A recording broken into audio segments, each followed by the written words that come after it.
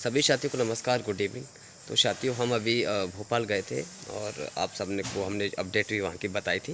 लेकिन मैं आपको जो एक महत्वपूर्ण चीज़ बताने वाला था कि अभी वहाँ पे मैंने कहा था कि हम आज दिन में भी आपको मैंने बोला था कि हम शाम को बताएंगे आपको।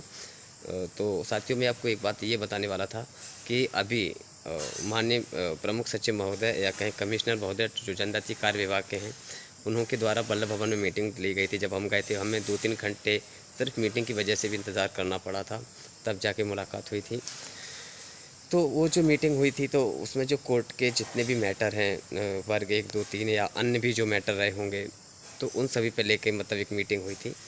तो हम कह सकते हैं कि वहाँ पे हमने जो चर्चा की और उन्होंने बताया कि हमने ये पूछा था कि सर, ये प्रयोगशाला के पद हैं वो क्यों नहीं भरे जा रहे हैं, क्या चक्कर है? तो उन्होंने ये कहा था कि प्रयोगशाला की जो है नियमों में संशोधन होना है। ये जो प्राथमिक शिक्षक साइंस इस तरीके का जो संशोधन है वो डीपीआई विभाग के नियमों में हो चुका है, लेकिन जनजातीय कार्य विभाग के नियमों में संशोधन नहीं हुआ है।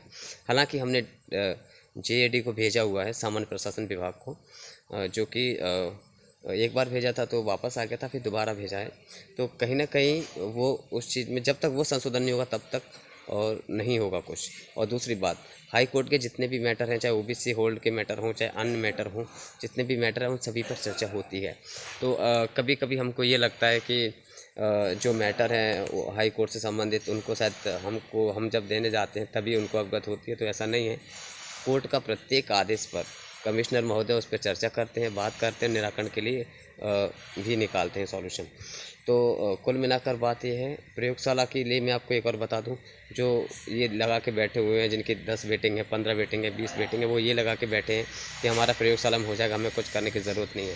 तो मैं आपको एक बात और अच्छे से बता देता हूँ कि प्रयोगशाला की जो भर्ती है वो, पहली बात तो नियमों में संशोधन होगा, उसके लिए हमें संघर्ष करना पड़ेगा बार बार, क्योंकि सामान्य प्रशासन विभाग पूरी सरकार के हाथ में होता है।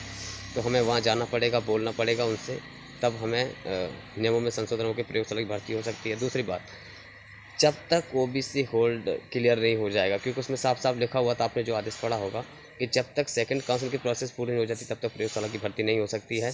तो कहीं ना कहीं वो भी मैटर है। तो हमें जो ओबीसी होल्ड के जो अभ्यर्थी हैं, वो जो अभ्यर्थी रुके हुए हैं, तो उसके लिए हमें कुछ ना कुछ ज़्यादा मेहनत करने की ज़रूरत है।